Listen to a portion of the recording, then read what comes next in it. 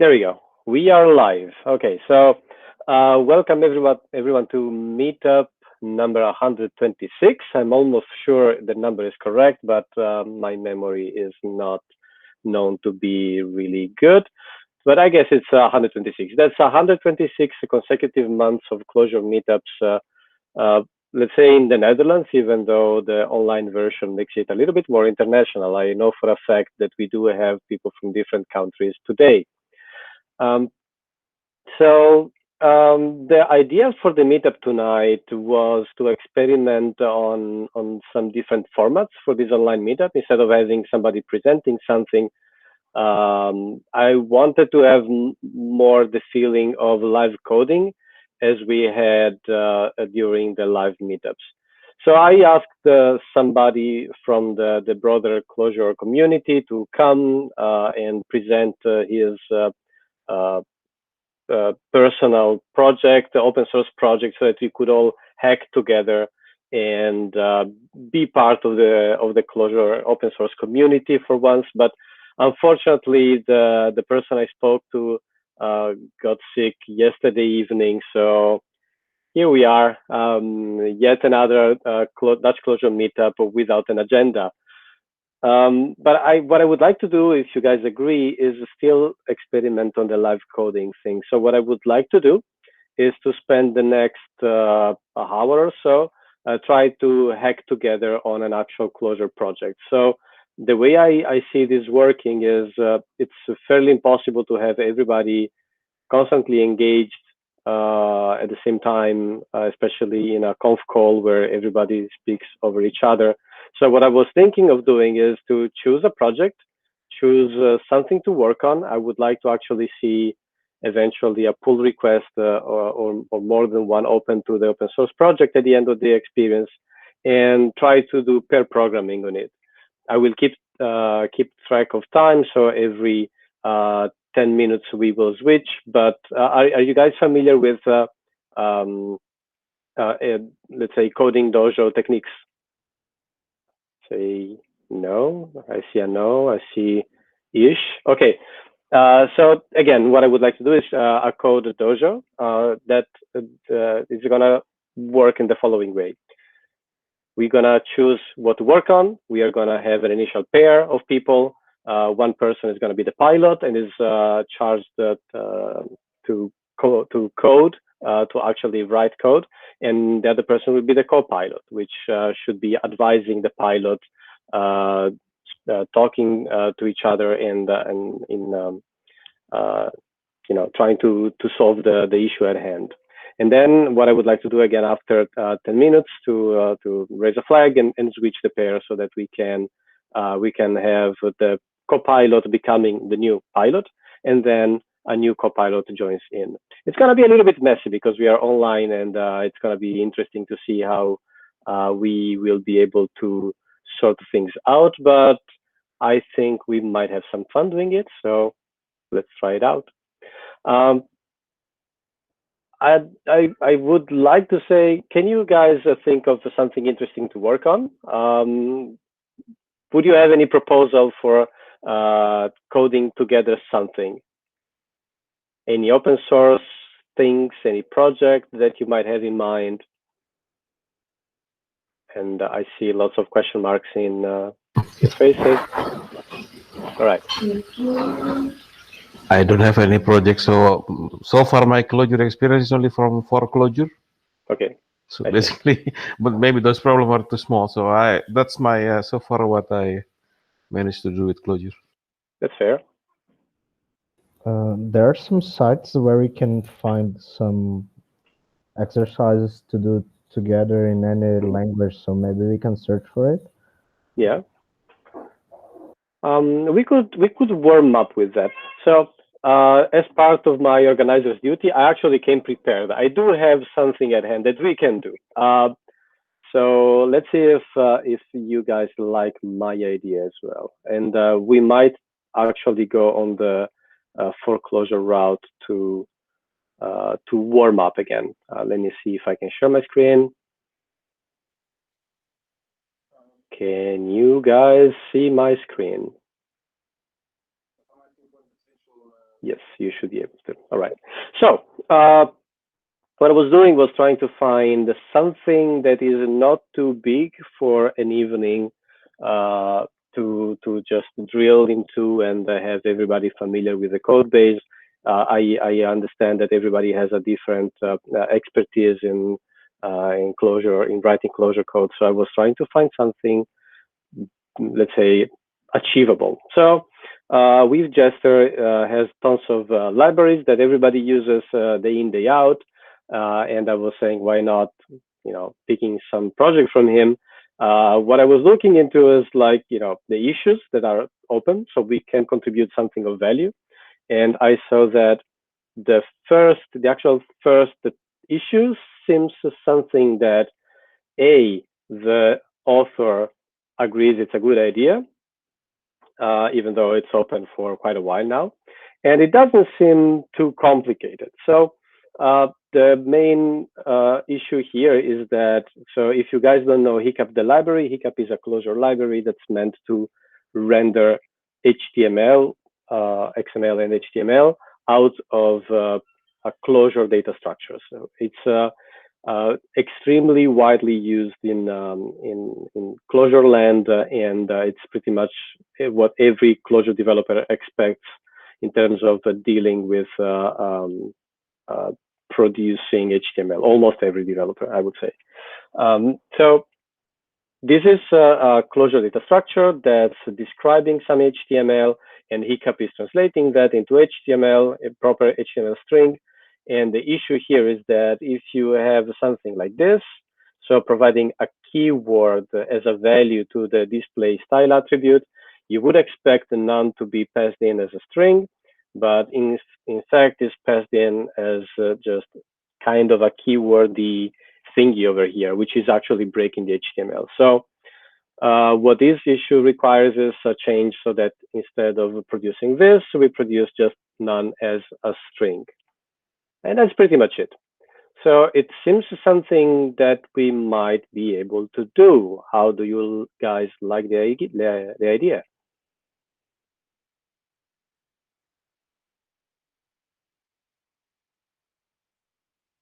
You like it? You hate it? Sounds interesting. Yeah. So how can we make it work? I would say, first of all, we need a volunteer for being the first pilot. And that means that you need to have some ready-to-use development environment so that you can hack Clojure stuff away. Any volunteer?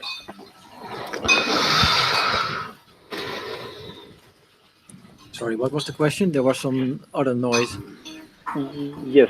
So the question is, we need to create a first pair of a pilot and a co-pilot.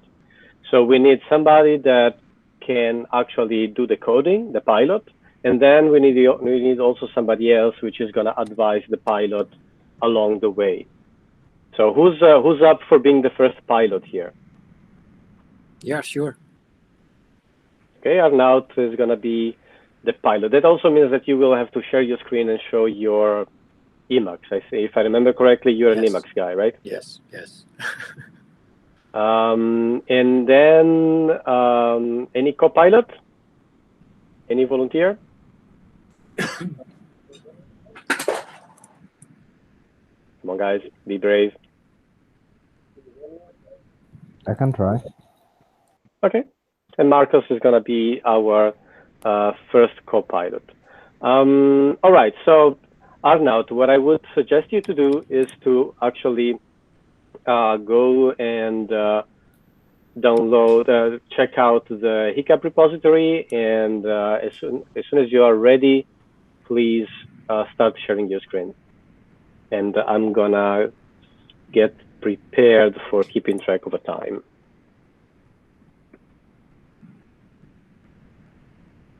So what we are going to do, as I mentioned, is to try and have every 10 minutes a switch of the people involved. So what I'm going to do is to, I think if I remember correctly, long break is the 10 minutes. It's 15 minutes. Yeah, I think it's actually fine. We are going to do the 15 minutes instead of 10 minutes. That's actually probably better in terms of having enough time to produce something worthwhile. Yeah, can you see my screen or the wrong screen maybe? I currently see my own screen. You're sharing your Chrome, the meeting. Yeah. Okay. Yeah, that's right. 1 minute.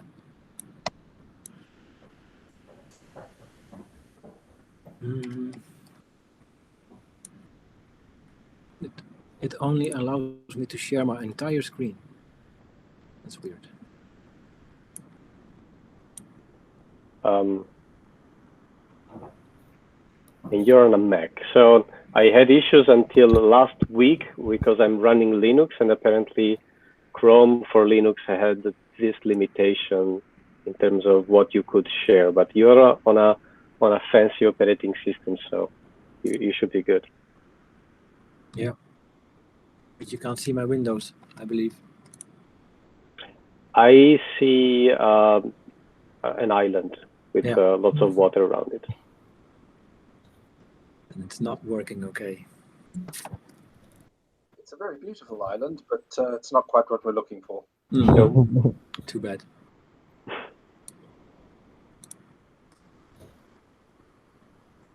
Try one more time.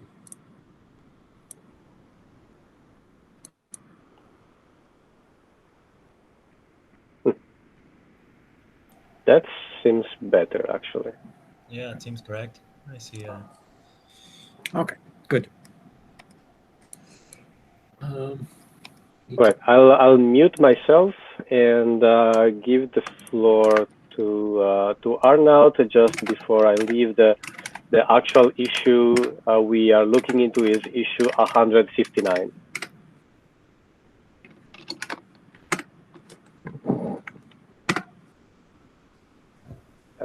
And Marcos, you are going to be the next pilot, so if you can also do the checkout of the code, it might help at some point, even though we might decide to switch project if Arnaud fixes everything in one go. So I've cloned it. Let's have a look at the issue. Could you also make your text size a lot bigger? A lot bigger. Yes, I'm kind of blind. Like this? Perfect. Yeah. Good.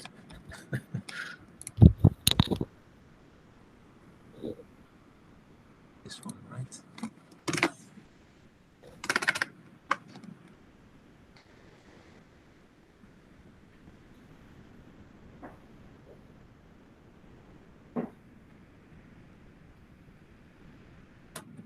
So let me try to start a REPL then.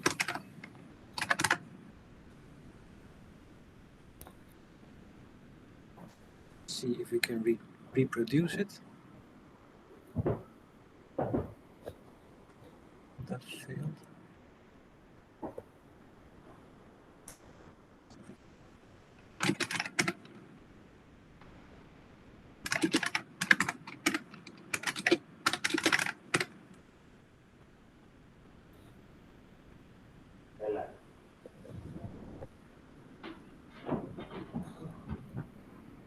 Wow, it's a very old Clojure version.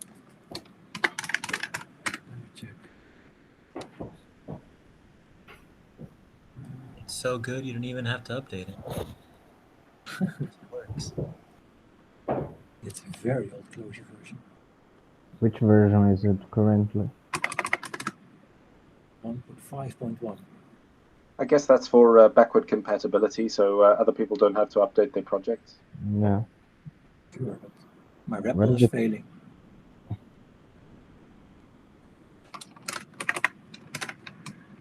Let's see what happens.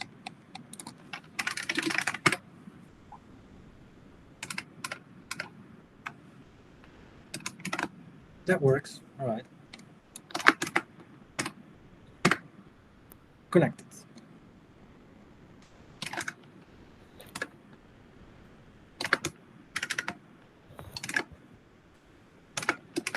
Well, the issue is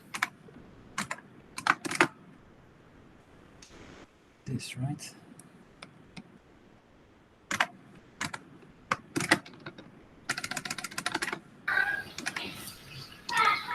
Okay.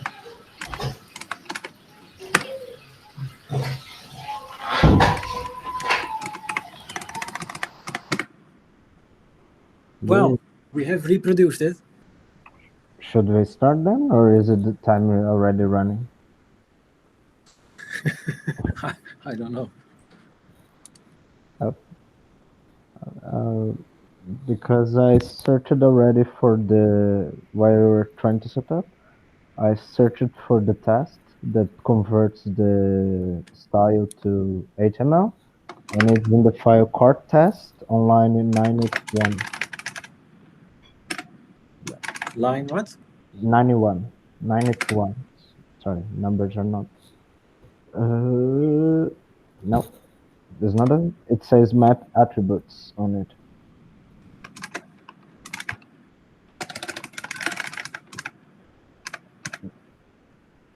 Yeah, map. Are you in the core test file?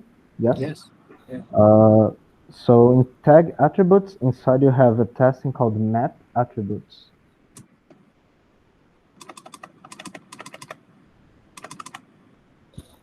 Did I check out master? Yeah.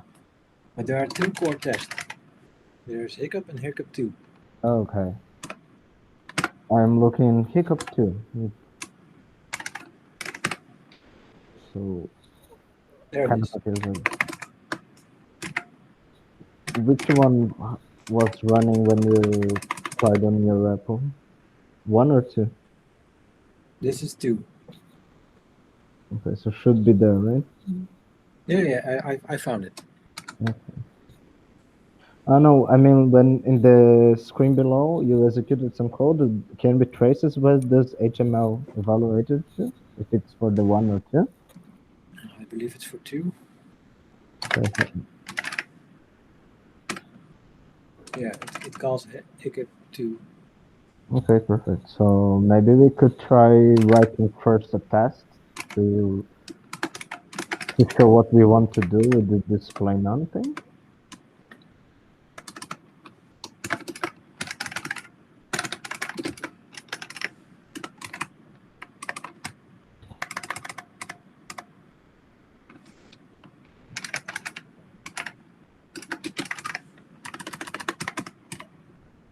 I think this is what we expect.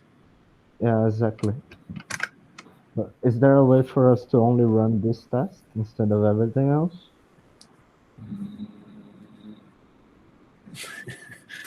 Not sure.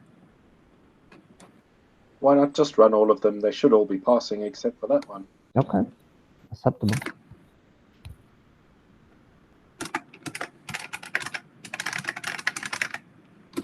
This is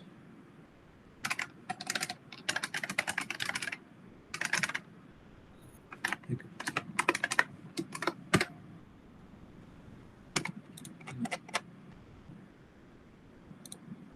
Did it behave as we were expecting?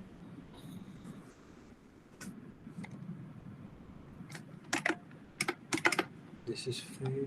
Why is this failing?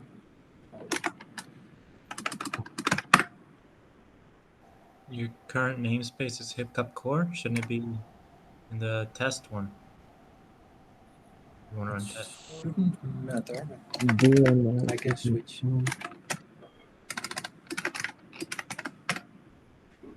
So it failed. Yeah. Okay, so now we need to search for the guy who does this conversion, right? Like it says tag attributes, so maybe it's a clue for us to where we have to hunt it.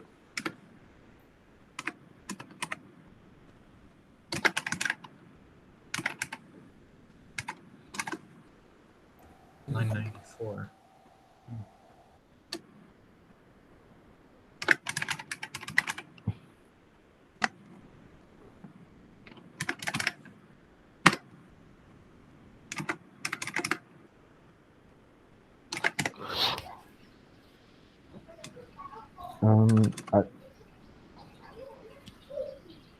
Type constant on corner. So it calls the compiler. Okay, we have the compiler has a lot of private functions. One of those are attributes related. Render attribute. Or maybe this one is it. And there's this style map above. Render style map. Render style map is the function above that one. Oh, okay. Possibly this one. I don't know. How can we trace back? Like, can we put a console as the first form of this function just to see if we check it? Like, if we are passing into that? Yeah, using a print line. Yeah, I don't know how to do this. So a print line is what I'm trying to use normally. I don't know if it's the correct approach. I use it very often in Clojure, but Okay. Because we need to trace it where the function is going to, right?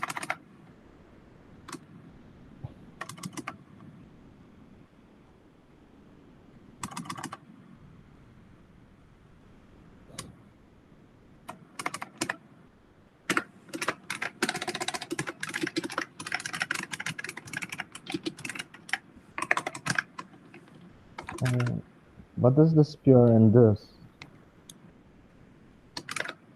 sorry. What does PRN does? It's like print line, but then it tries to print it as a Eden structure. Okay.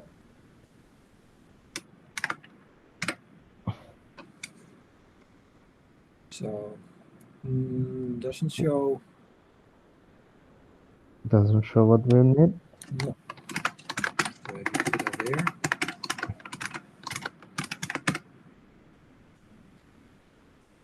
Also not, right? No, doesn't show it at all. Okay, the map value.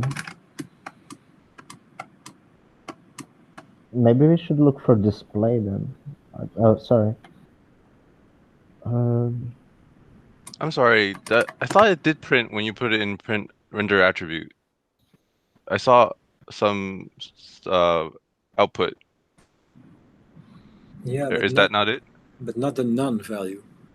Oh, I see. Okay. Maybe something happens before. Can we?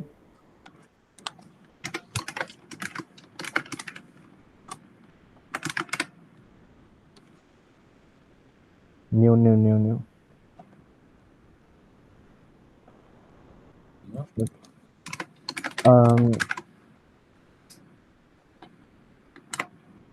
How do you know that this mapping with display none is applied on this fun thing?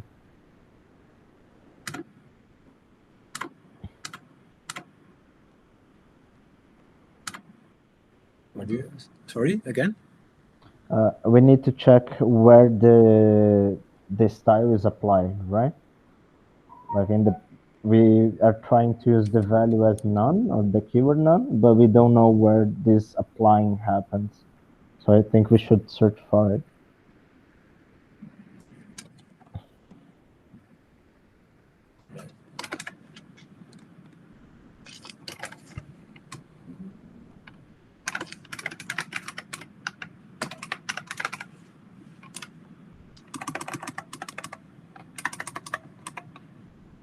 Okay. Compile blah blah blah.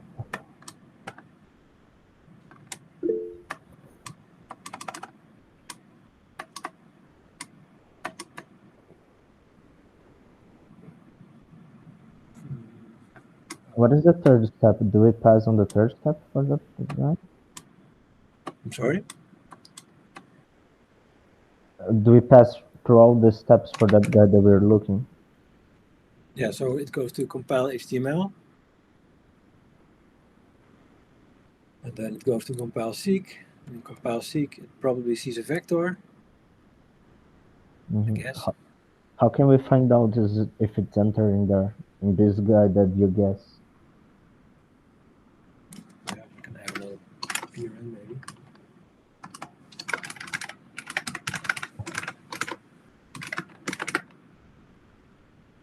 No. Why? Maybe we are in the wrong file then. Yeah. The test seems to be a bit missing a style on the Hiccup code. So there are two things. We are expecting the none to be strict, but we should keep the span style, I think, because in the expectation you still wants the style to be there. Style and Oh, right. Yeah, there's one missing thing. you're correct.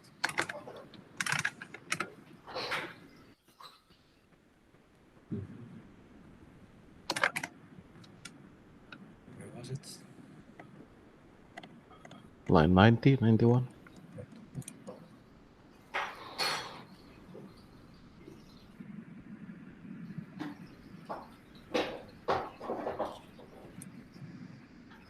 This is right? We expect it like this. Expectation is okay, but the left side or the line above the expectation, because we copy from the previous test, right?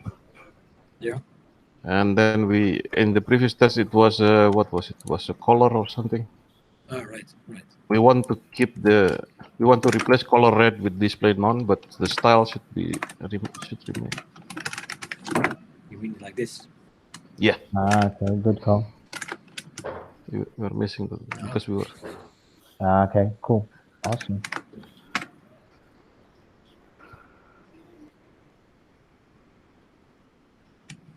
Okay. So Yeah. now it seems to be more aligned with what the user reported, right? But I still... It's also happening at compile time and not at test time. This is of course a macro. So when we execute the test, then the PRNs are not executed anymore. It's happening on compile time. I don't know much to understand the difference. But okay. As you can see, now we see all these PRNs happening because I just recompiled the tests and they are macros. So then it's counting these functions. Okay. So if the HTML is a macro, can we just test the expansion of it? Like we just put on the console and see what's happening. Yeah, sure. So we don't have to run the entire script, and we can start consoling individual bits.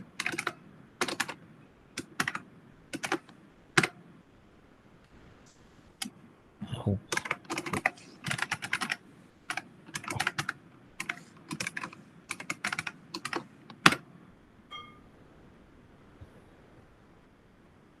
Okay. But let's. Can we try to put the console back on the render map at least to see if we are arriving there? Because we know that the compile HTML is being hit, but we are not sure if we're entering the right part, right? Right.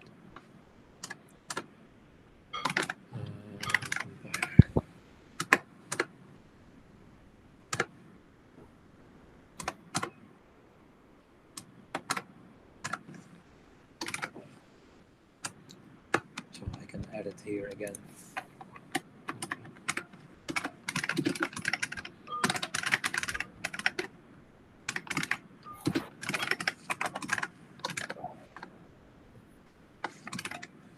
What does PRN stands for? I don't know. Okay.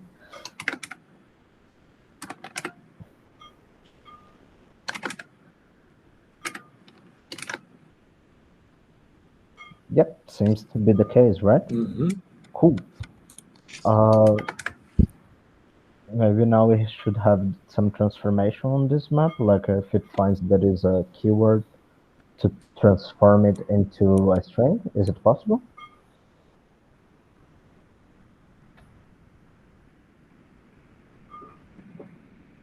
Yeah.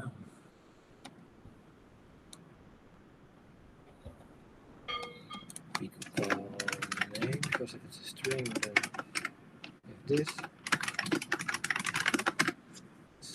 also works. So maybe an ugly but quick solution would be like this. That's right.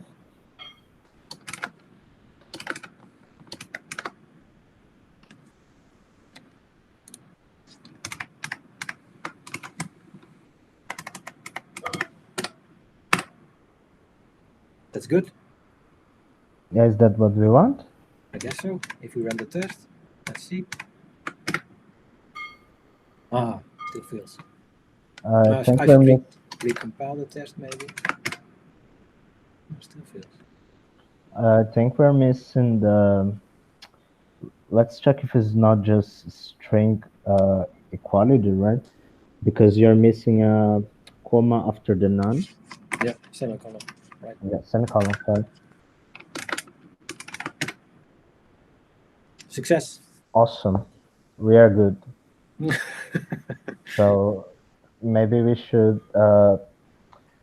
I noticed that when we started writing the code, we erased the original test. I think the original one that had a string should be kept together with the keyword. So maybe we want to, before committing it to the guy, just to fix it. I think you may also inadvertently be introducing a bug. Could you just try name and then hand it an integer? Yeah, that will certainly fail. What? Like I said, it was a quick and dirty, but yeah, it's a good one. It will fail. So add a test.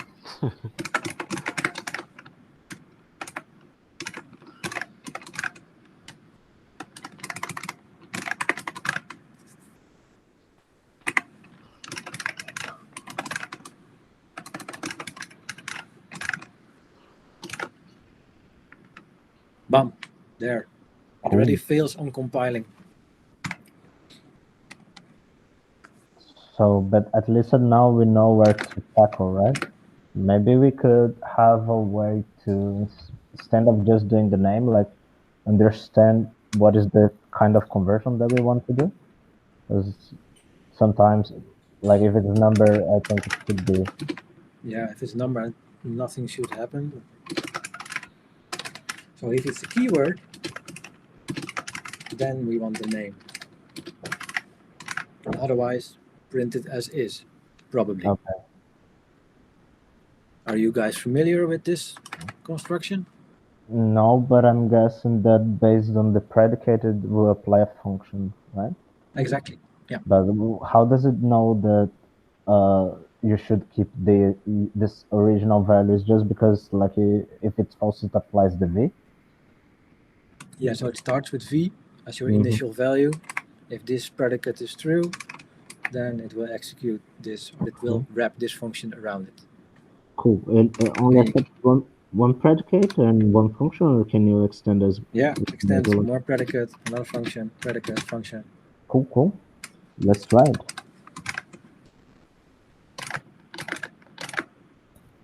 Compiles. Oh, okay. Tests. Okay. So Cool. Good suggestion. Nice. Can we commit? Yeah. Maybe it needs some cleanup. Yeah.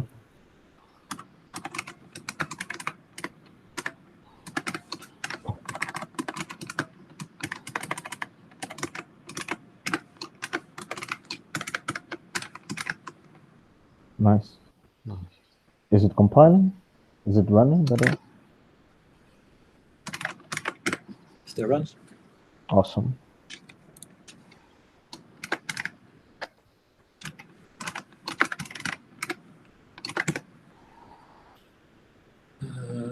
What do you think about this, having this in line?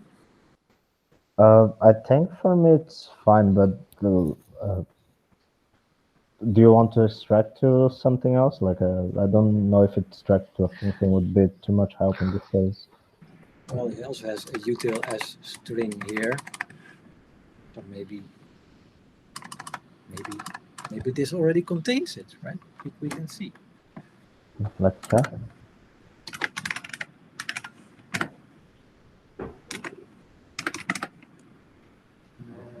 To string, right? So keyword to string, right? It's already over here. So maybe we can just replace it.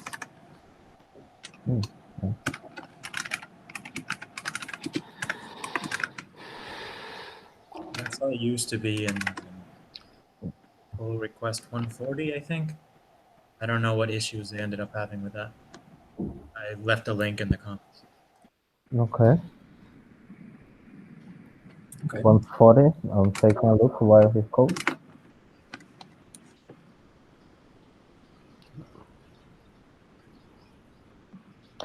He meant on the chat from the. It's also right there if you want to click it, related number 140. Ah, yeah, true. So it's open already.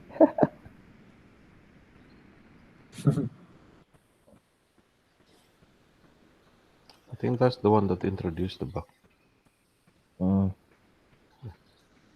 I think this is one solving it, right? Like, does the same thing as he just did using util as a string on V and writing a test.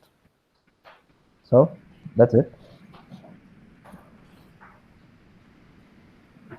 So it's already there. Yeah, but we did as well. Yoo-hoo! Too bad we cannot open a second pull request and saying our is better for some reason. Right. Oh well. It's okay. We come up with the same. But I got very curious about how Arnold navigates on the thing. Like, how can you find the util library so easily? Like on using Emacs. Okay, normally you could type a meta dot if you have a REPL connected correctly, but now I started it up in my terminal, and then you don't have this functionality. So then you could just meta dot and you're there. In this case, I used projectile, which is a Emacs extension, and that allows you to quickly search through all the files of the project you're in. Okay. And just some fuzzy finding will that find seems the file for you. Seems nice. Okay, thank you. All right. Next. Yes, next. So that took, I think, about 25 minutes of our time. That was actually, I didn't want to interrupt. I think I was thinking of switching the pilots and copilots, as I mentioned at the beginning, but people started to actually interact along the way. So I think it's just easier if someone presents and everybody else feels free to just jump in at any moment in time. It's not as messy as I was feeling it to be. So good. Next, that's actually a very good question. What shall we do next?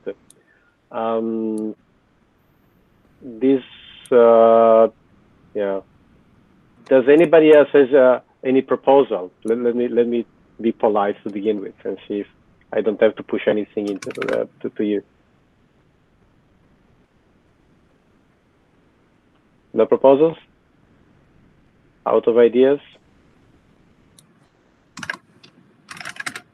Too tired of a long day of work? I am as well. So I will be a bit slow to try and propose something else. Let me see. One thing that we did have that I thought it could have been interesting to look into. I don't know if how usable it is. Let me share my screen again.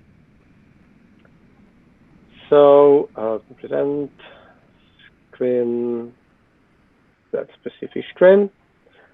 So I thought it could have been, let's say, cute to look into the very first project that this meetup ever created. So this project I'm showing you right now, it's actually even used, and it was a surprise to me to receive pull requests and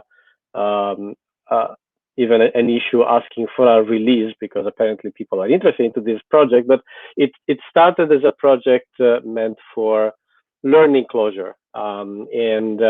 So what this thing does, it's simply if you are printing something on a terminal that supports the escape sequences for colors, it will color the text. That's what it does. So we do have, this is a project under the Amsterdam Clojure ancient, let's say, GitHub organization. And that's fairly straightforward in terms of code. So that can be something that we might want to look into. We do have a couple issues open, even though most of them are, this is something totally useless, I think, and the other ones are more maintenance related than anything else. But at least this is code that we own as Meetup, so we can look into this to do something. I'm not sure what we want to do with that. I was just thinking it was a cute idea to look into the ancient history of this Meetup to try and find inspiration for doing something. Otherwise, another proposal I might have is to, again, look for exercises and to work on together. What do you guys think? I think it's maybe interesting to ask if everybody could follow what they just saw in the former session. I'll throw that, yeah. Any question on that? So maybe exercises would be a good idea as well for more beginners. Actually, I have a question. With the previous session, the first thing, you had an issue with the REPL. What did you do? Because I had an issue also when I tried to start the REPL. Yeah, I upgraded the Clojure version that it was referring to. Oh, okay. It was a very old Clojure version, and Cider didn't agree. So you changed the project CLG. Yeah. Okay, fine. I actually saw that specifically that project has different Leiningen profiles to introduce different versions of Clojure that you want to use. So instead of changing the major Clojure version in the Leiningen project CLJ, you probably could have enabled the profile as well, the 1.8, I think. Yeah. How do you work with the profiles on the Leining thing? Sorry? How do you work with profiles in this Leining thing? So usually what you do, let me just bring some console over here. I solved the issue with Hiccup before even the meetup started, just to be sure that I have something prepared for everyone. But so the way it works is lane with profile plus the name of the profile. You can specify more than one, and then like REPL. So the way this works is enabling that specific profile and then launching the REPL. And as you can see here, says a Clojure 1.8, and if I start the REPL without a profile, then it will pick up the original version from the project, and I'm not even sure if this is going to work. Yeah, so same issue as Arnaud had. The version is way too old, and I think I might have something in my own personal configuration for which this is not doable. Now the issue with this with profiles is that it's a bit more cumbersome with Emacs to start the REPL in the proper way. Every time I try to do something like that, I actually forget how to do that. I know that I can do something like Control U, Control C, Meta J, so that I can actually edit the Leiningen command that my Emacs is going to use to start the REPL. But if I remember correctly, if I do just with profile plus 1.8 and let it go, I think it was also complaining. But so this is how you work. You specify with profile, and then you can enable whatever profile you want. Well, it actually works good. So it is picking up the right version of Clojure. Okay, thank you. And profiles are a fairly sophisticated feature of Leiningen. You can do lots of magic with it, either like what we do here. We are saying profile name 1.8 has associated these dependencies. What actually happens, as far as if I remember correctly, is that these dependencies are added to the main dependencies, but you can specify whether you want to add the dependencies, replace the dependencies completely, and things like that. So it's a fairly extensive feature. Does it only work for dependencies, or there are other? No, everything. So everything that can be specified in the regular project CLJ can be specified within a profile as well. Okay, that seems very nice.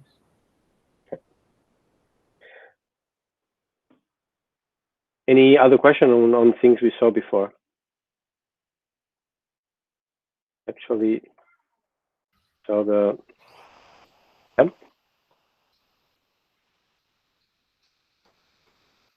yeah, go ahead. I got a question that Arnold use Arnold. Sorry, I don't know how to pronounce. You use it a command to try when we are trying to expand the macro. You use something regarding as a string. Like what were you trying to do there?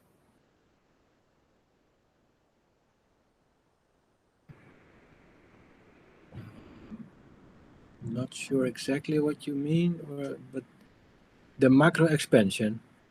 Yeah, like with you first run it and then you run it again, but you put another function around it. Like it was a little bit complicated, or like the name was kind of bigger. And... Oh yeah, okay. That's the difference between macro expand and macro expand all. Mm. I first use macro expand, and what that does, it expands the macro, but if there are extra macros in the expansion, then it will stop. Okay. But if you want to see the final solution, what the compiler will produce, then you use macro expand all. Mm-hmm. And then if it sees a macro again in the expansion, then it will macro expand and expand until the final solution. That's the difference. Okay, thanks. Macro expand all is that a function or not? Because I thought it was actually macro expand was already macro expand all. I thought, no. No, it's one, I believe. So I think this is the same. This is in itself a macro and is not getting expanded, right? Yeah. Oh, okay. Yeah. You're right. But So macro. Yeah. Interesting Possibly. question. Yeah, interesting question indeed. Why is it not expanded? and not about that one that you have on the macro expand, like it's does it have to do like only it goes one step, or is it different? I think I thought macro expand 1 was just doing the single step. If a form presents a macro form, returns expansion, otherwise returns form. And if we look at the documentation for this, repeatedly I think macro expand all is in Clojure walk, I guess. Yeah. Clojure walk / macro expand all. Yeah. Now there are all three different, if I read correctly right now. Mm-hmm. There's macro expand 1, it just does only one expansion. Then there's macro expand, it will only expand if the form itself is a macro again. Yeah. And there's macro expand all, and then it will expand all the macros. But I think Paulo was correct. Macro expand all is not available in a standard Clojure library. True. It's in the Clojure walk library because it is walking through the tree of forms where macro expand functions from the core library only focus on the top level form. I think that's why this, which is a nested form within the let, doesn't get expanded, and you can see that the difference between macro expand 1 and macro expand without the 1 is that let in the macro expand 1 is not expanded, and then in the other version, it is actually expanded to the special form. But it is these functions only work on the top level form, whether or not it's a macro or not. Yeah. Clojure walk is part of the core library, of course. Oh, yeah, sorry. Yeah. Core namespace, or Yeah. is it core namespace? Is it a special form in itself? No, it's a core namespace. Yeah.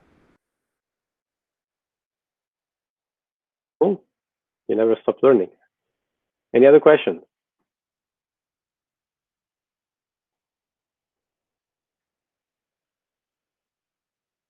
Probably not. Alrighty. So let me see. So what we mentioned before was that other things you could do is to try and do the exercises together. Is that still something interesting for you guys? And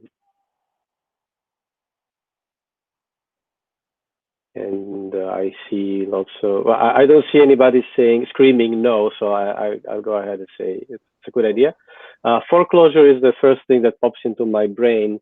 Do you guys have any further suggestion? Any new website that I might be missing that can have interesting problems for us? I'm gonna slowly tapping for Clojure while you guys think.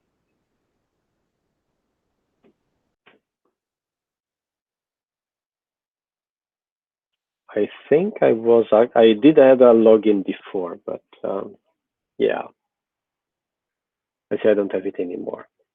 So let's see. What do we want to do? I would skip the elementary and easy maybe, or not. What do you think? Have something medium.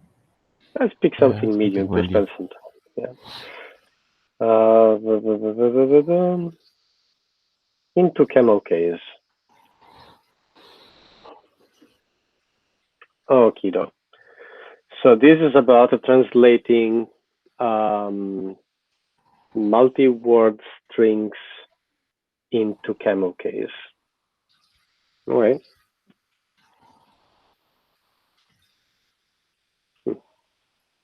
Somehow the colors of my screen changed. Okay, so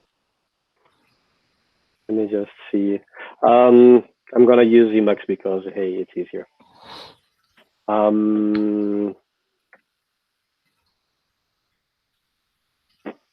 This is for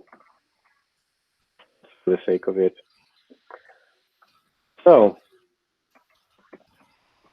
we want to have a function to camel case that gets whatever input, and I would say let's do some sanity check at the beginning and see if there's anything in it. What shall we do? Split it. Yeah. I don't know. I have tons of stuff in my Emacs, so there's some magic happening every now and then. Feel free to ask if you want. Split.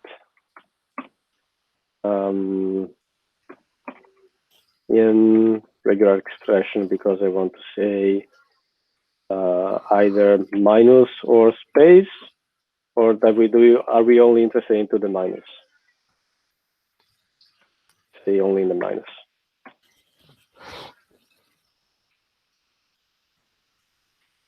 And see, and this is supposedly only a string, right? So yes. How does it work? Boom. Fine. The second in is not. Yeah, exactly. Good. So we need to camelize. Yeah.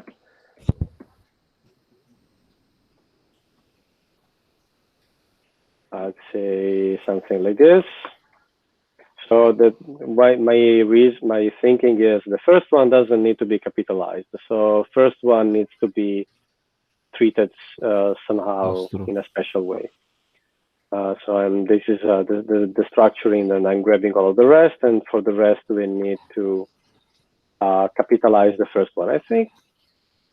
Is it already doing what we want? I guess so. Good. Yeah. Then we can do. So what we can do is to first have parts being into first map capitalize of rest. I gotta type on first. The opposite. What? Oh. Looks okay. Then apply string join separator. Nothing. Actually, they're not needed, right? Separator, yes. Parts. No, like this.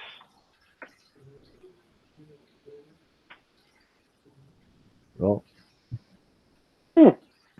Is it I part? think you don't need join, just str, apply str parts. Yeah.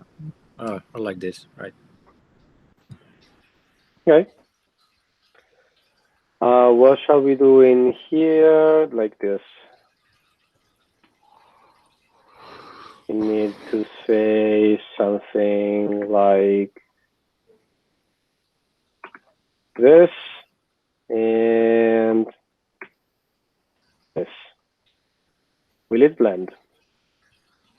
Oh, of course. Because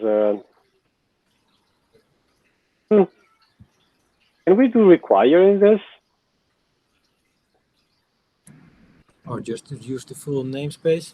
But yeah, this Probably string, it's not. right? Yeah. Maybe it's available. I would adopt that, but look at that. Look at that. Nice. Cool. Alrighty. Who wants to go next? Because I'm not gonna do all the exercises myself. Who wants to go next?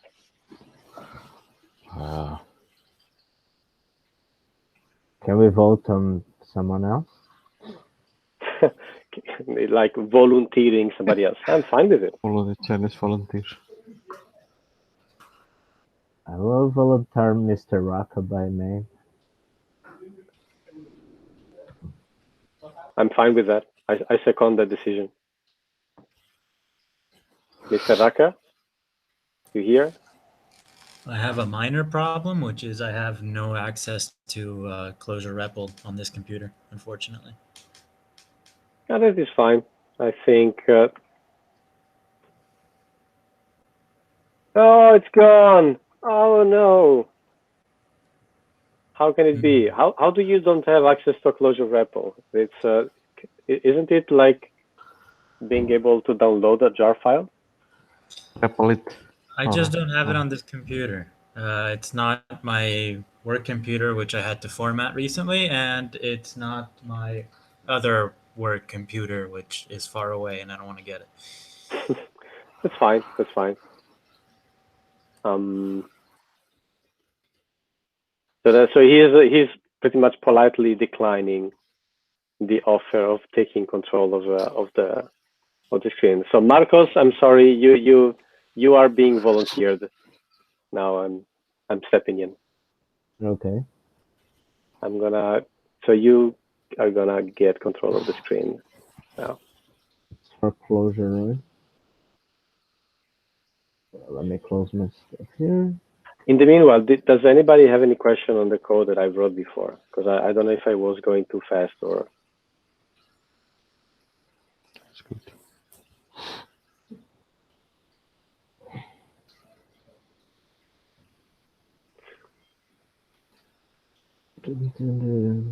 Any recommendation? Power set. That seems interesting. Power set. Nets. Nice. Okay, what is a power set to begin with? Is the set of all subsets of of a given set. Is the set of all subsets, including that set. So basically, if I have some values, I have to find each combination for those things, like the empty. Oh, here it is. One, one with two, one with 1, 2, 3, and one with 3. Okay, okay. Oh, Interesting. no idea how to do this.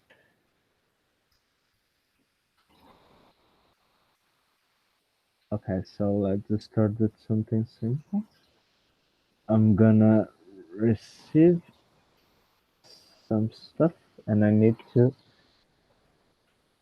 go through all this stuff. Okay. Uh, do-do-do-do.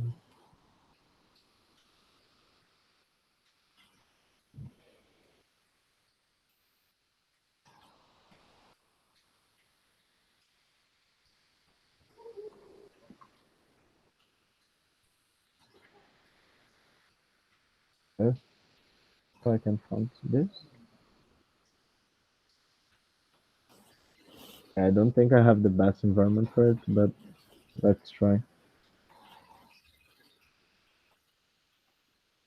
For some minutes.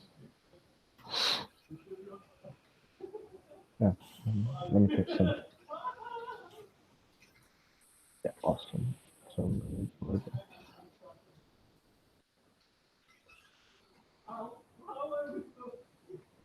As soon as it finishes, I'm going to start writing things here, and I expect it to be printed on the screen below. Okay. But I don't have proficient with the Emacs, so I need to go by with the desktop. That's totally fine. Just wondering what's happening. I tried to run this to check if it was good, and it is. So okay. So okay, here I have the situation, and I'm gonna copy the example here just because my memory is not good. Okay, so I'll first declare some function here. The FFU takes a set. I'm gonna just print the set. And I'm gonna call it with those things here. So now I can execute only that. No, I can't. And def n. Yeah. So now I'm able to run stuff. Yeah. Okay. So now I need to start by, I think, by breaking the values into the individual bits. Yeah. First, how do I start a set? A set is this thing plus this thing. Awesome. Okay. So here actually it's a set containing all other stuff. So I'm gonna have something like this.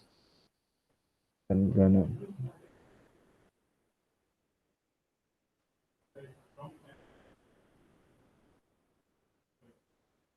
yeah.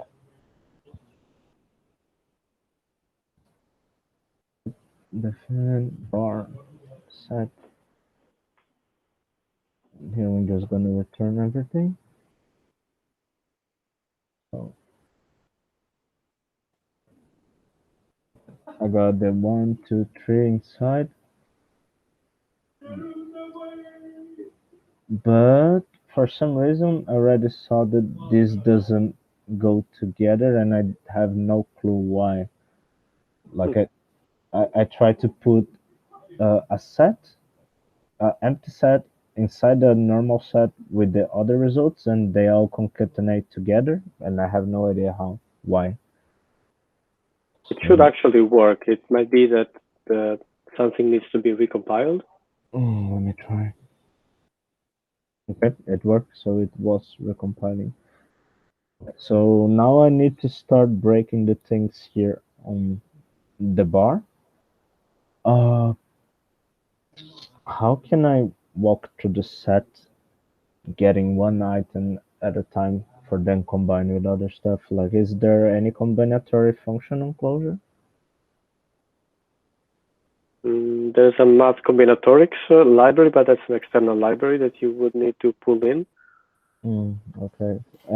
Not in Some idea to use the binary representation. I put on the chat. If we do this for a set with 3 elements, so 2 to the power of 3. So this is power set. So Yeah. if you run that in the REPL, Have you sent it here on the chat? yeah. This is for me to replace on the bar. This will generate the 0101. Ah, Then okay. you can pick the index maybe. Okay. But this is cheating. Okay, but it's quite not the same thing, right? Like we No, have it's the not. number. But 0 means take no element. 1 means take the first. 10 means takes the second. 11 means takes the second and the third. Okay, I got it. And this would be the power of the things that the number of the things that are there, right? So how can we count the elements of a set? Do I have this available? Just an idea, but maybe this should be done with recursion. I don't know. Probably, but I'm not very used to do it like that. So maybe I just want to write a function and then after have it working, I'm gonna refactor it, right? I think that probably there's a better way to work with the refactoring, but I don't know by heart. So it would be something like that. I did this before, so I do have code for that. But yeah, I'm just gonna look because it's not easy to remember for me even how you do that. I pick it medium. I was expecting someone else to do it. Yeah, but this is how do I do power? There's a poll function on Clojure. You would use math from Java / pow, I think. Then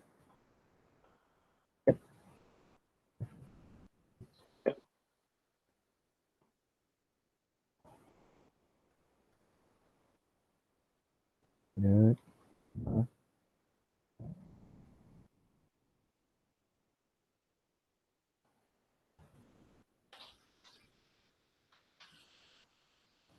Okay, so actually now I need to convert each element of this to the number of things, right? But actually, I'm not.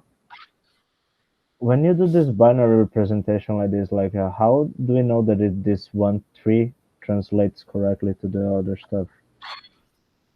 Oh, I just okay. It's just counting the numbers here, right? Like if it's this one, is because the one is present. If it this one, this would be means that the 2 is not present, and the 3 is present. Correct? Okay.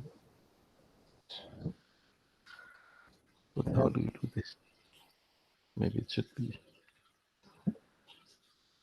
If you want to help me doing like I don't mind, but I was thinking maybe we need to pad it with 0, so everything will be the length 3 first to make it easier, or no? okay. Awesome. So I'm gonna But I say don't that know how to pad it. binary is aux offset. I'm gonna return binary. Okay. Too many arguments to depth.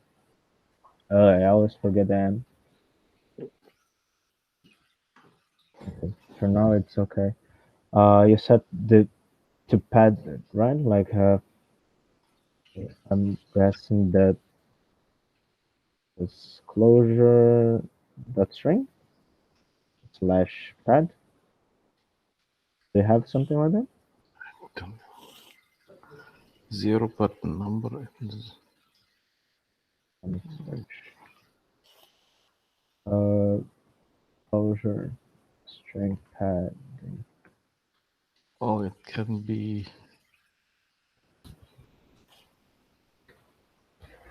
Format, blah blah blah. This seems to be the guy. Yeah, this is the guy Format is under string. with the leading zero.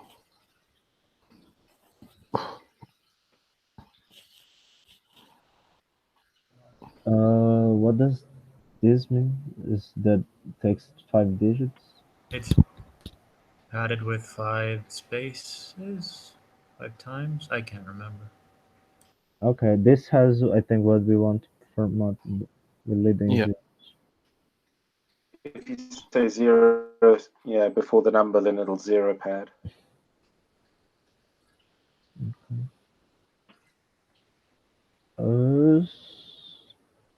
Padding with leading zero. This would be the value, right? Yeah. 0. And here, what do I get? Oh, sorry. What is wrong here? I think it only works for numbers, maybe. Yep, it seems so. And I don't think it converting the 11, the binary representation to a number would help us in this case, right? Okay. So let me. But perhaps you don't really need to convert it to a string. If it's already in binary, then you can use bitwise logic to determine if the position, the element is that one on or not, etc. Okay. Okay. I think it makes sense, but maybe we should try to go with the recursive approach instead of converting just to binary, because it seems to me that it's just checking, okay, can I combine this with the other one or this? Like maybe I should go into smaller steps and just try to print the 1, 2, 3 and plus the leading guy and then try to combine with the previous result. Is that okay? Yeah. Okay. So let's think here. Is there a way for me to break the set into smaller units, like for me to check everything that is on it? Something like, does it work? To the what again? Or can I, if I want to apply some operations to the set is a sequence as well, Yes. right? Okay, so I don't need to do any conversion. The only thing to pay attention to is that sets do not guarantee order. But we are not changing the set, so I think a given set will be navigated always following the same order, I think. Okay. Is there a way for us to guarantee the order, or like convert a set for a fixed set or something like that? Well, yes, as long as you don't conjure your ASOC or change or create a new set, it's gonna stay the same set forever. Okay, so maybe instead of working with sets, like if I already have the set, I should convert to some other stuff before. Let me try this. Full define original set.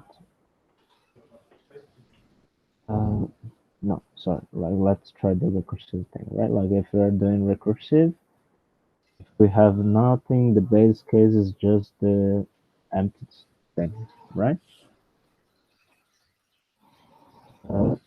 If we have set, what we're going to do is start breaking. I want to first Foo. It's gonna be a sequence of set, and I'm gonna print out foo just to check what do I get there. And I probably did something wrong. Let should be a vector. Ah, here.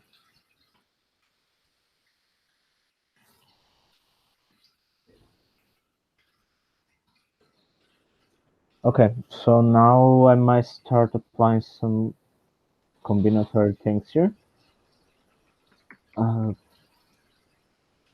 Yeah. And try to reduce the thing.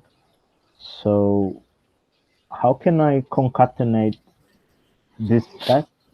Like the recursive one be the other one. Like I want to be eliminating one value of the set of the time.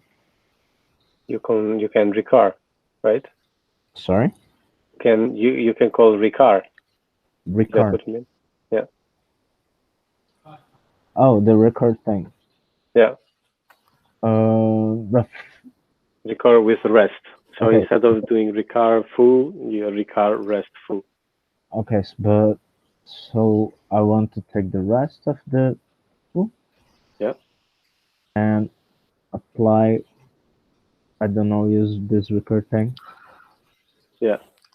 It works like that, but I would suggest to do, so you need to have an exit condition. So instead of let, just write when let, and you should be good.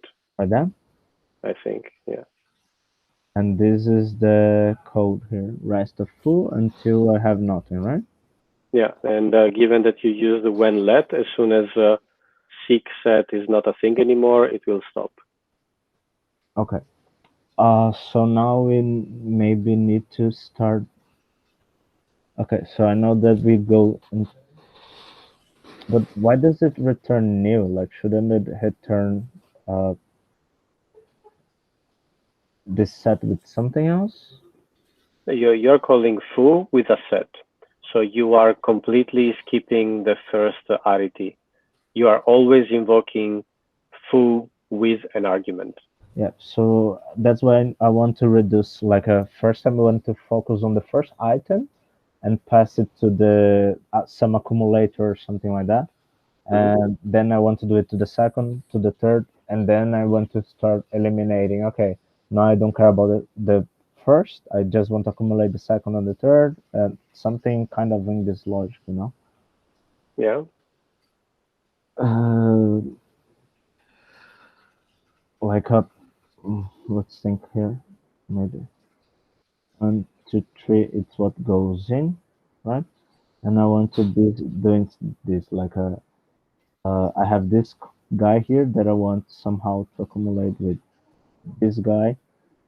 I'm gonna read the first item and then we're gonna accumulate with the second item here. Sorry, the third item, and then I'm gonna start to combine. Okay, those first guy here will create the onset. And I don't know how to write that. Like maybe in the first stage we're gonna have this guy, and then we're gonna have that. Tres.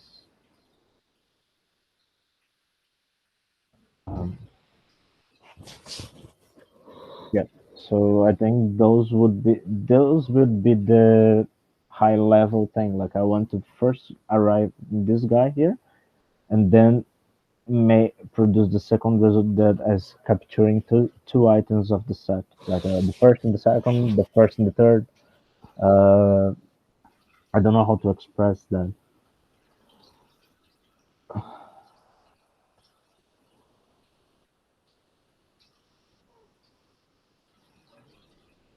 An idea?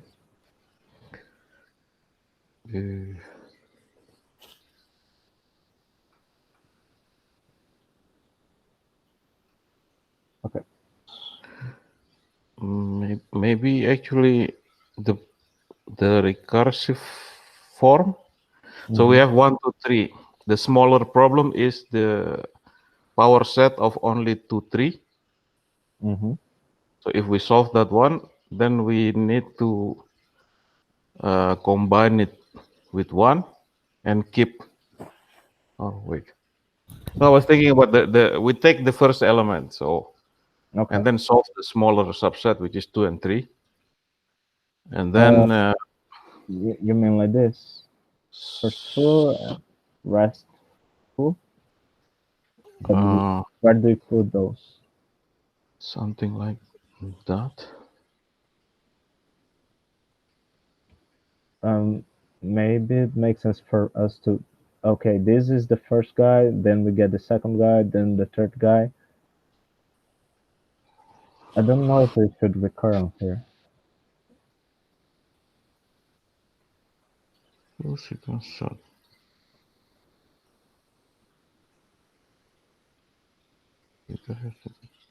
don't know how. Okay.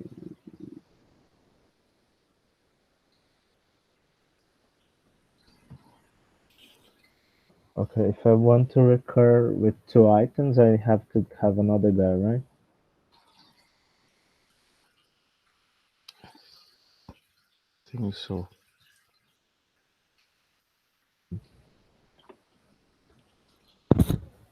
That doesn't solve what I wanted there. Set. How to split a set?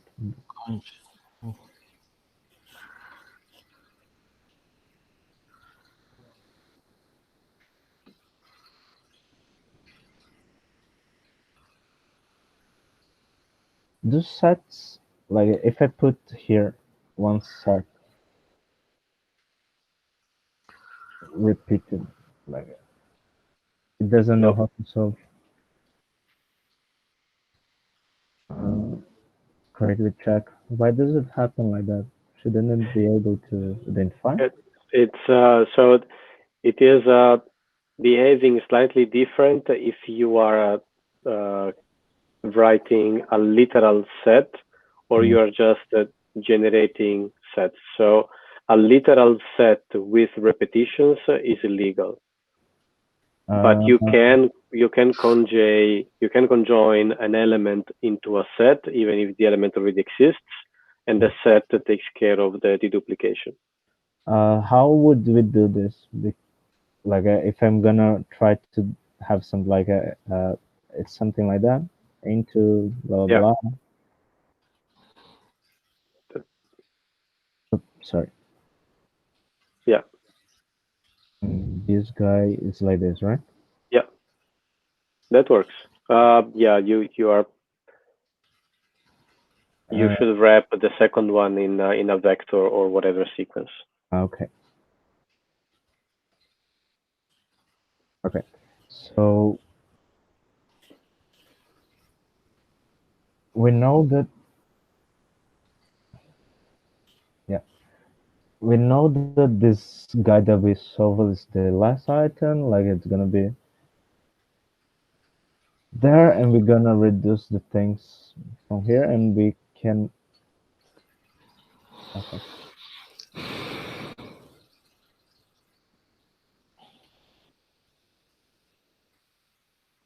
1, 2, 3. What do I want to do with that? I'm gonna ignore the first entry, and then input, ignore the first. This guy ignores the second. Or the second. This one's ignore the third. Oops. 1 and 2. Ignore the third. I know that the order is not guaranteed, but it's something that we need to try, right? Okay, let me try to go through this path first. Like I'm gonna put the input, and then I'm gonna just go through ignoring the first and producing this guy, and this guy. And for now, it doesn't matter the order. I don't care. and this is gonna be the new attempt. Does it make sense? Sorry?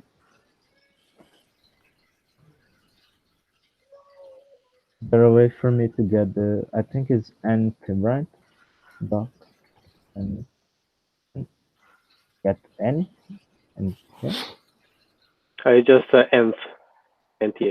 Okay, like this, right? Does it work with set as well? I don't think it does. You need to first translate the set into a sequence because you cannot access a set by index. A name is gonna be a set,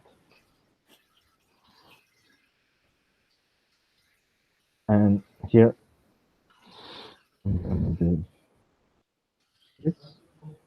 I'm gonna do this because I don't know how it works, so I just want to check.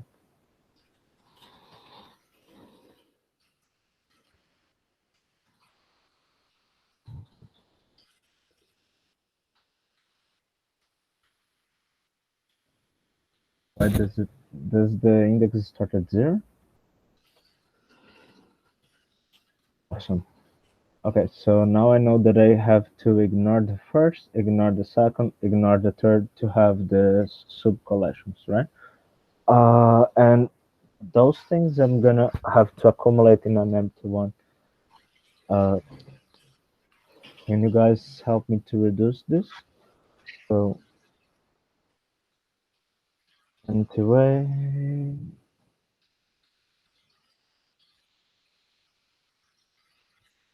So I want to start with an empty thing. Okay. Reduce. Reduce. Okay. First the function, yeah. And then do this thing. What's the command that I just used? Mth and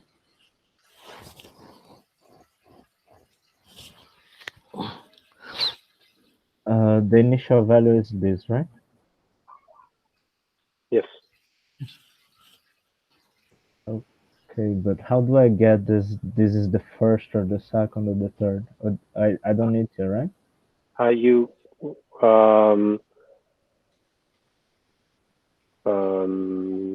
you want the nth, so nth wants two arguments, right? Mm-hmm. The index and the collection, or the collection and the index, I don't remember. Is there a way for us to check, or just First collection, then index, by looking at the documentation. okay? This is the kind of callback thing. Kind of, yes. Okay. I want the index right now because I don't know how to do it in my reader. But actually, with the reduce, I already get the value, but the value doesn't interest me, right? You said the index. So would it be like this? Well, one sec. So, not really. So, what you're doing with this, you are taking. So that nth will receive as a first argument each and every value of the sequence that you created out of the set, right? Yeah. What do you want to do with that? First, I just want to know that I'm using the right index, so I can then try to ignore the guys that are in the first index, the second index, and the third index to produce those guys here. So first of all, reduce, the function that you pass to reduce needs to have two arguments, actually. The first argument is the accumulator, and the second argument is the reducing step. Okay. How do I put those arguments here? Because let me try to check the documentation. You can use %2, %1 and %2 for first argument, second argument. But yeah, you need to just use them wherever you want them to be used. So the question is, where is the accumulator and how do you? Actually, what I want to do is something kind of opposite. Like I want to ignore the guy who are in that position. So like I want to basically produce this to start. A guy who has this guy, this guy, right? This guy. This is the first thing that I want to do.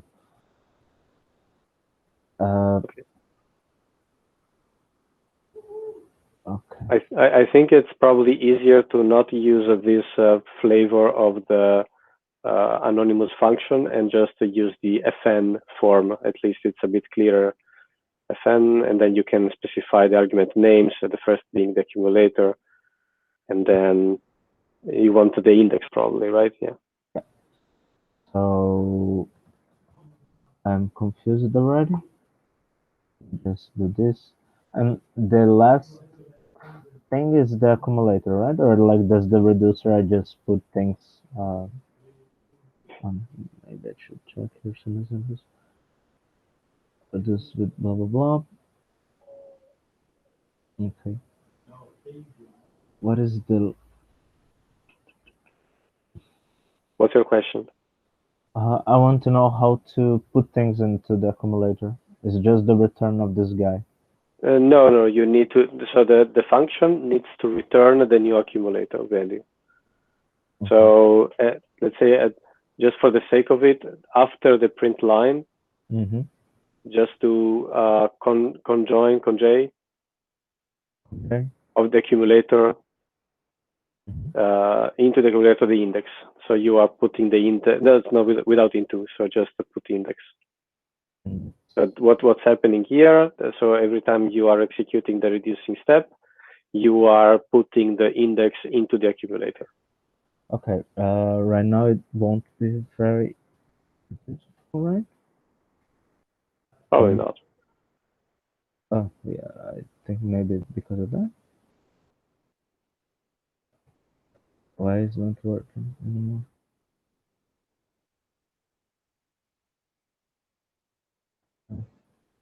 Okay.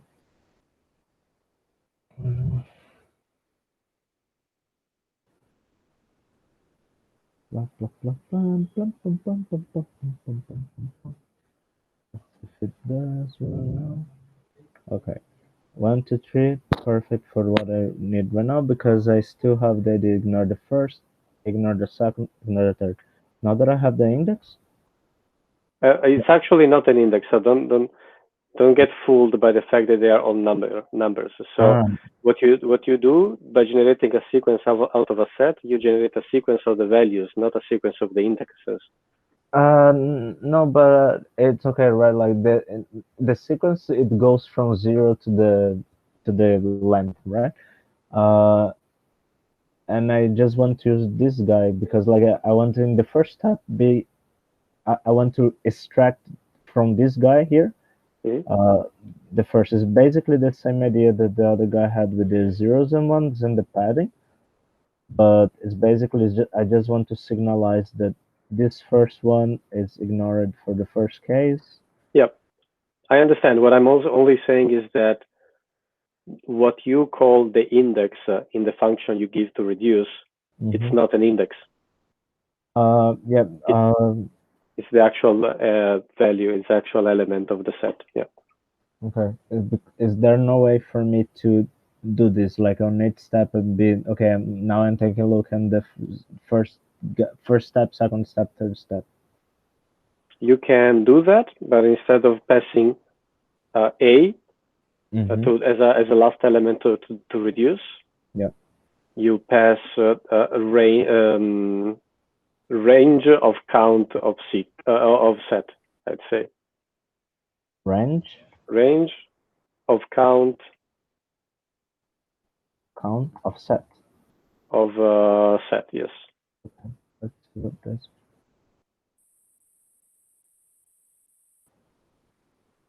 Okay, That's the index. perfect. So now actually here instead of value, I want to ignore what is on the first, second, and third of A. That's not pretty. Ignore. You Yeah. What do you want? So you want to write a function ignore? Exactly. Okay. Ignore index of A, right?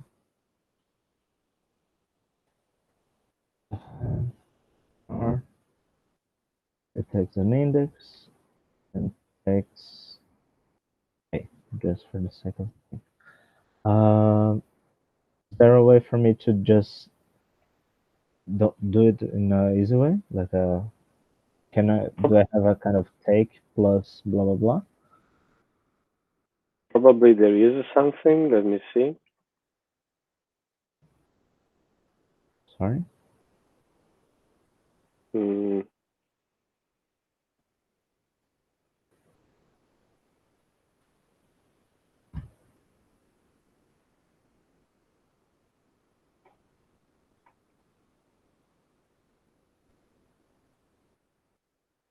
Yeah, I'm not sure if there's something you can actually do.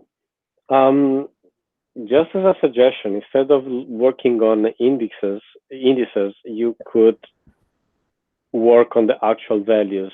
So one thing that you could do is, since you are receiving a set as an input, you can reduce over the values of the set, and you can disjoin the value from the set.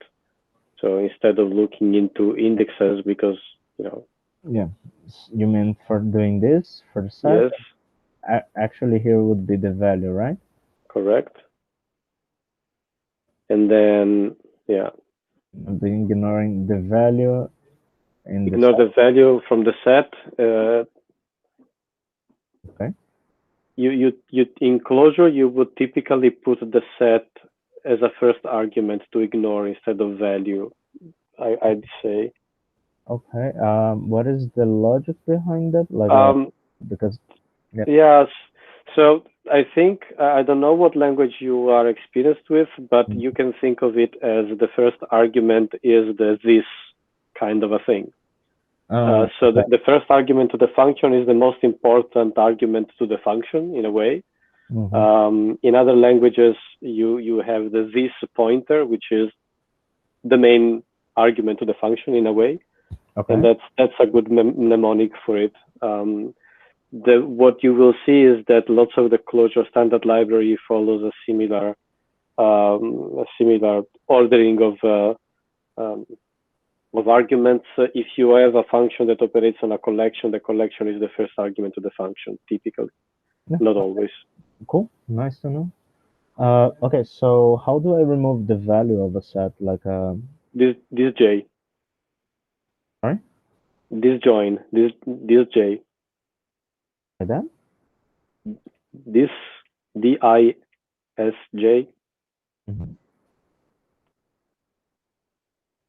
Something like this. Awesome. So the ignore is basically this, if I understood correctly, right?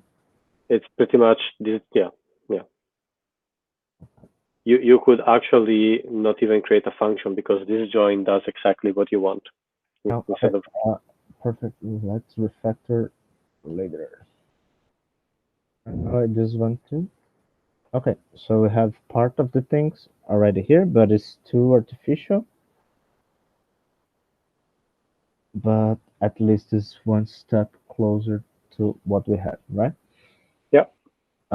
Okay, so the second part, besides doing the whole input and the other stuff, is okay. I don't want to ignore just one of the value. I want to ignore. I want now.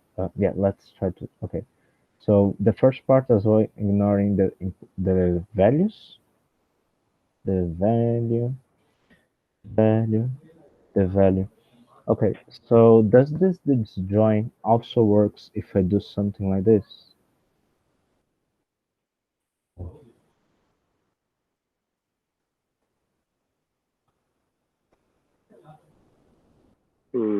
what are you trying to do with that? If I have, I want to know if it will do this or it will give an error. Okay. Because if I already have those accumulated values, right? Maybe I can use the result of this reducing to go and start eliminating things from here. I mean,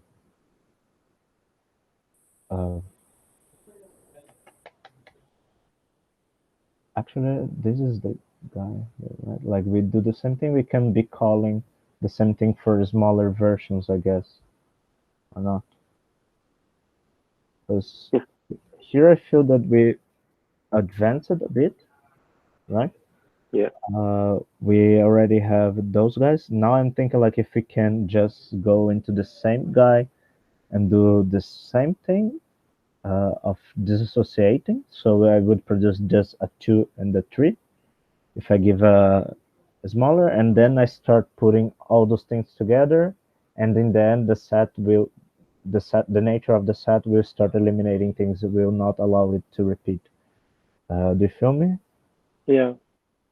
Okay, so how can I maybe improve this to make this work as I want? Yes, I'll try to do this just to see if we have. Okay. So I can start with a set, and it will give me a value from the combination of all these values minus one item. And now I just want to do it recursively. Okay. So you want to recur in each and every element of this set you just produced? Yeah, I think so. And actually, now I don't need this let, right? For what I understood. Yeah, correct. I'm gonna have this guy here, and I have this guy, this reducing thing. Oh, let's check something here. Because maybe instead of it just being an anonymous function, I know that this might be Clojure style, but maybe just to help me think. Yeah, fine. I'm gonna do this. Shorten. Nope, I did something wrong. I was forgetting the N. Okay.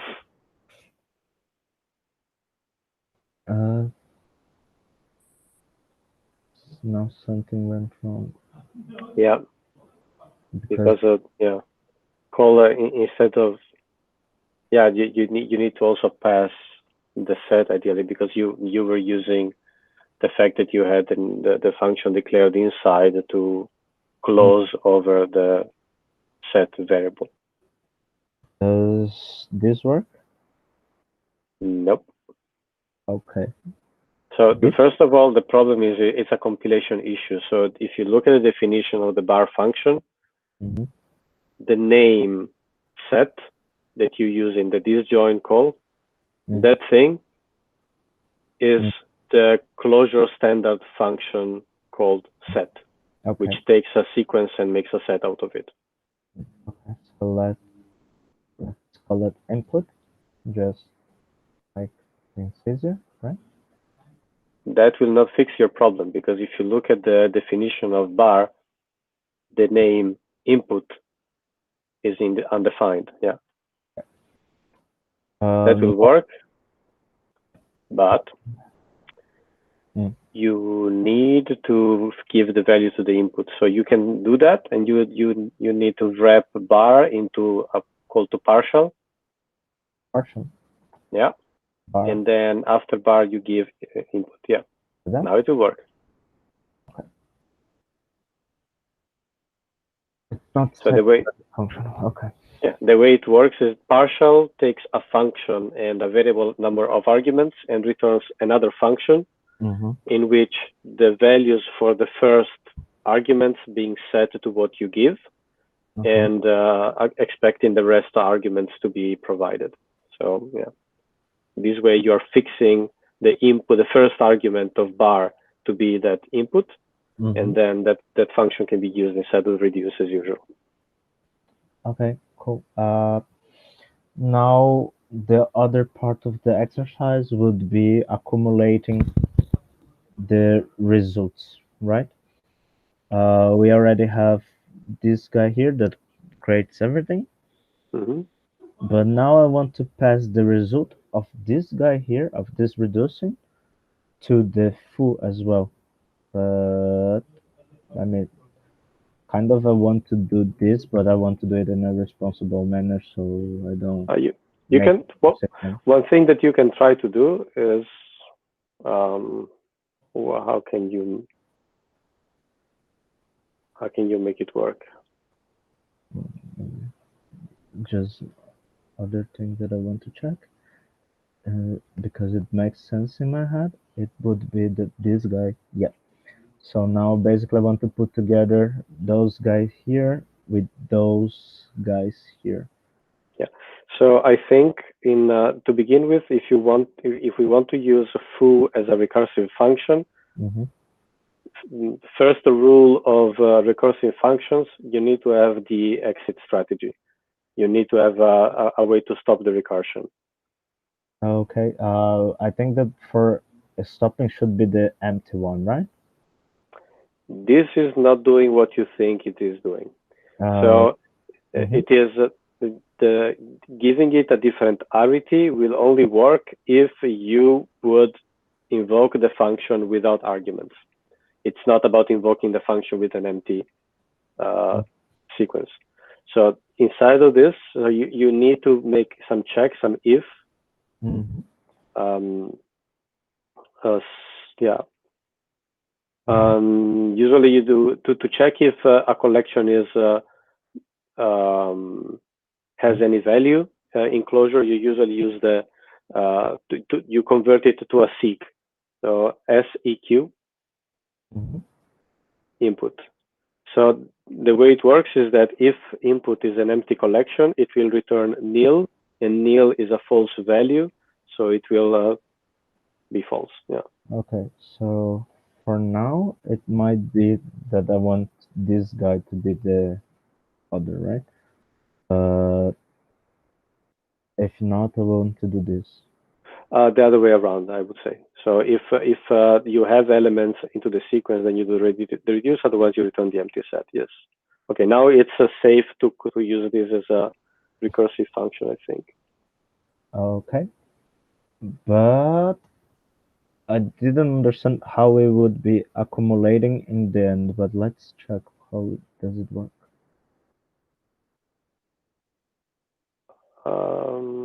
I would say map recur. Map? Try to yeah. I guess it does. It works. No, the map foo. Sorry. Oh. Not map recur, but map foo. So this. you know that, yeah, and you need to wrap it in a yeah. Yeah, my keyboard doesn't answer properly. Yeah. What's gonna be? Should be a list. So something is broken. Assert valid. Blah blah blah. Valid function declaration. Valid. That's should be a list. I think there's something wrong with the parentheses.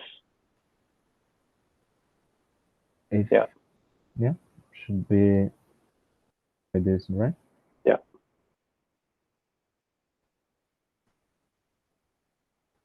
Okay. We got only an empty sequence because we are recurring until there, right? Map. Okay. I would just can you return instead of an empty set? Can you return the input? The input.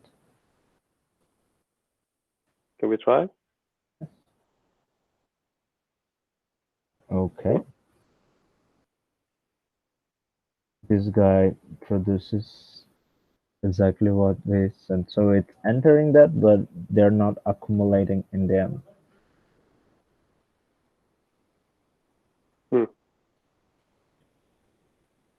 So maybe I'll try to, because the map. Okay.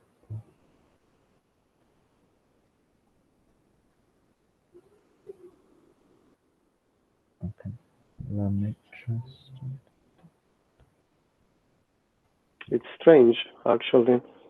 I would expect it for it to return at least a sequence of sets. Because if you... Maybe the problem is here, right?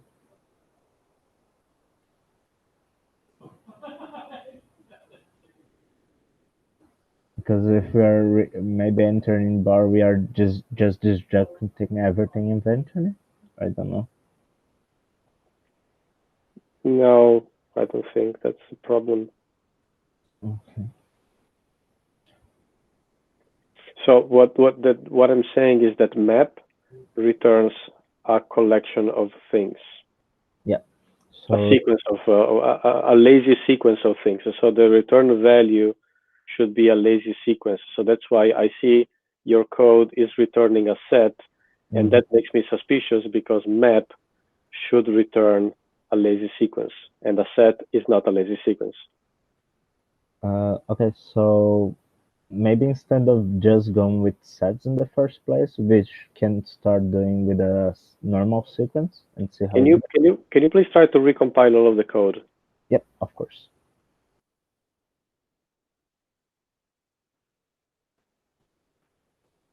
That is still bizarre. Let me. Yeah, as I said, this is kind of fucked up, so sometimes I have to just restart everything. But worry not. I'm really trying to grasp this MX thing on my new computer. It is the same result. Interesting. Yeah. Okay, so let me come back to what we had before. Just because I want that.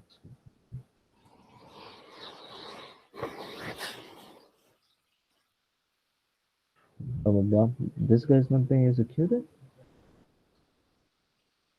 I don't know how you. So you're compiling things, so the last result is only shown. Okay. Okay. So what? One okay. Yeah, you needed to specify. Yeah. Works.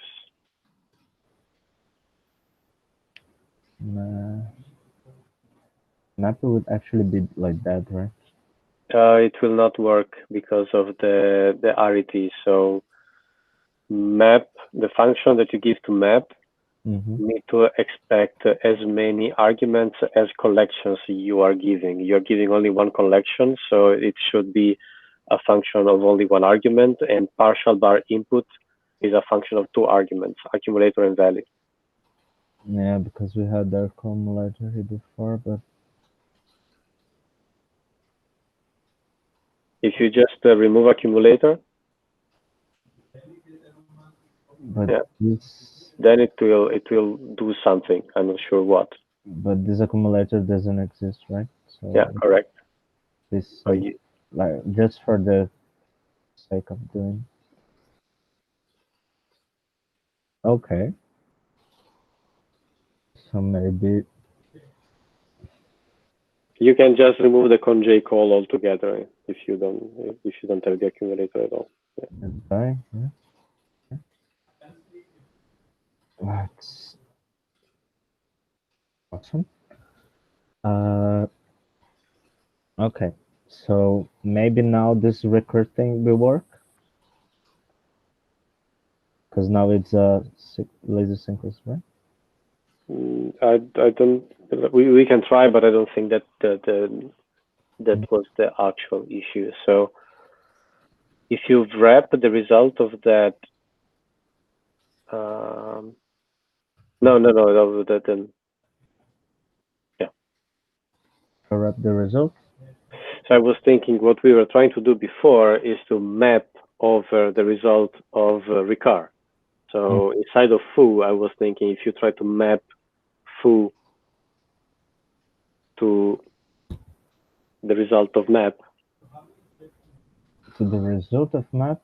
What do you mean? Can you? So again, map. So in the position you are, no, back to the beginning of the line.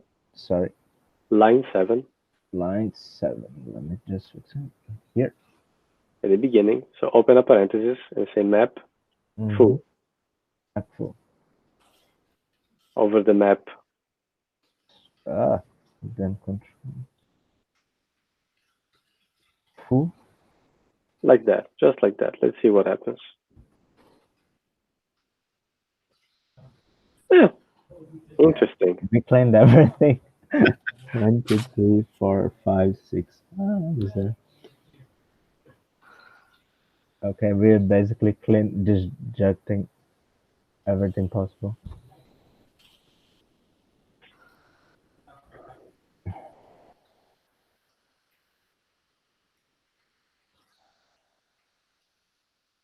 But 1, 2, 3, 4, 5, 6. It only misses the 0 and the full form, right? The full thing. So we might be going into some direction here.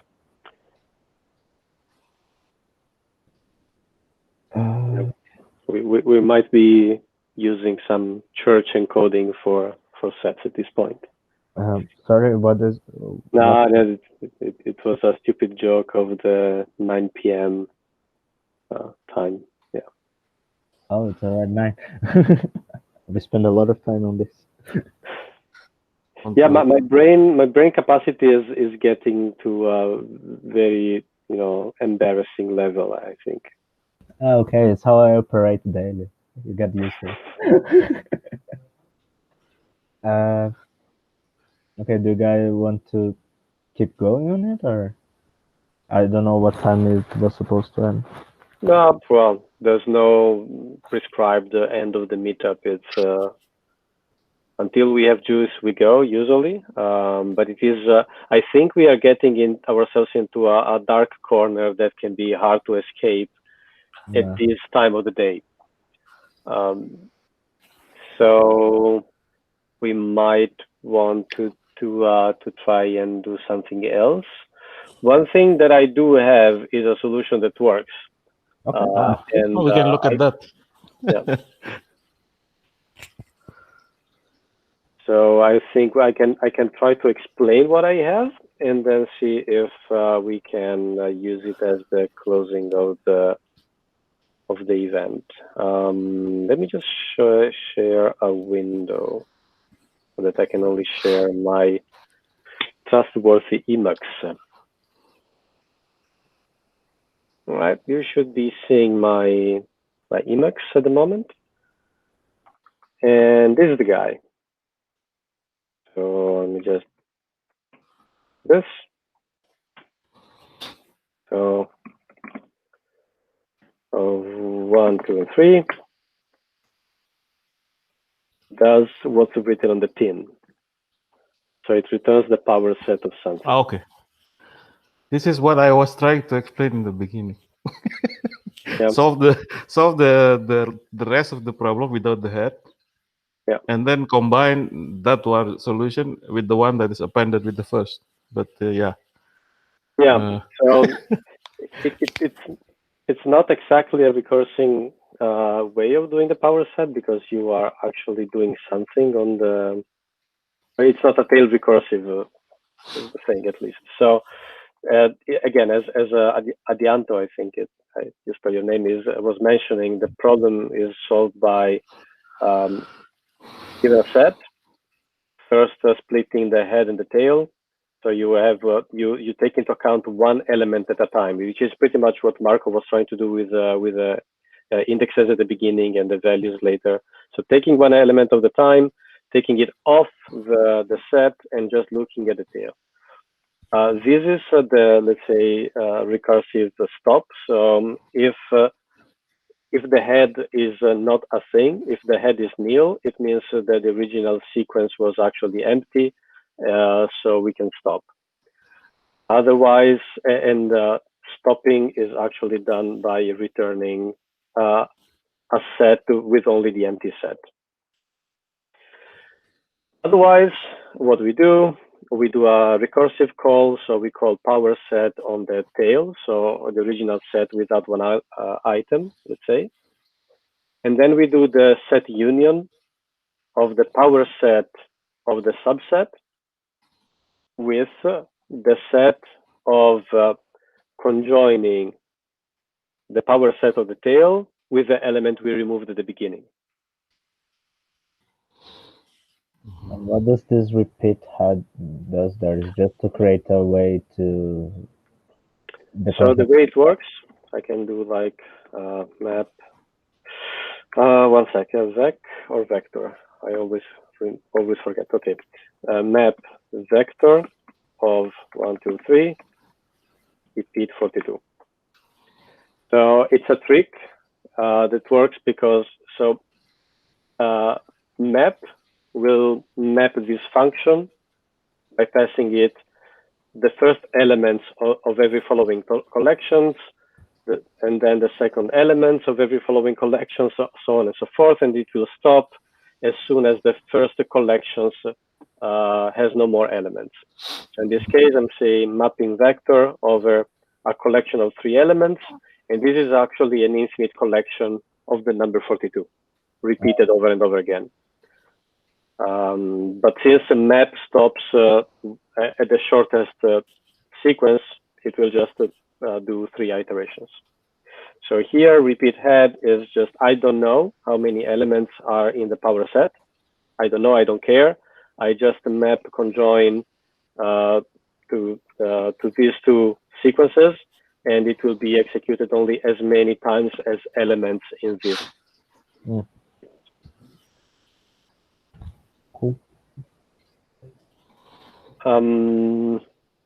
Yeah, so I'm not sure if there's anything more to explain of this. It's I was trying to go into this direction in the code that we were writing there, but yeah, it would have taken some time, I'd say, to write there. But I think that the original concept was actually in there to try and isolate one element and do something with the rest, and then trying to mush it all together at the end. Yeah. That was a nice exercise for me, actually. I think that your setup with Sublime is suboptimal, I would say. You don't have to learn Emacs. If you want to do that for whatever reason, by any means, do that. It's a great tool, but it will take some time for you to feel comfortable with that. I'm not sure. I think of all the IDEs that people normally use, Sublime is the one that probably receives the least love in the Clojure community. So it's the queerest setup, I think. Anything else might be easier. Atom, Visual Studio Code, VI, IntelliJ, pretty much virtually anything else. We'll look into that. So yeah, then that's just one suggestion. If you need to fight your IDE, it's not fun. And Sublime is something you will have to fight with, and I can tell you Emacs is something that you will have to fight with if you try to go that route as well. Okay. Take some time. All right. Any question? Anything to discuss?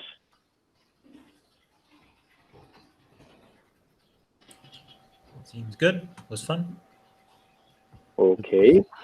So I'm still. This was the first experiment of trying to do live coding all together in this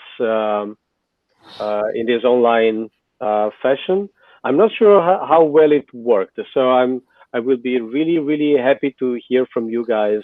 What did you like of the experience? What you did not like? And if you have any ideas of how to make this more enjoyable. It's been an interesting ride. I hope it was entertaining for most of you at least. Yeah, I'll try to repeat that again.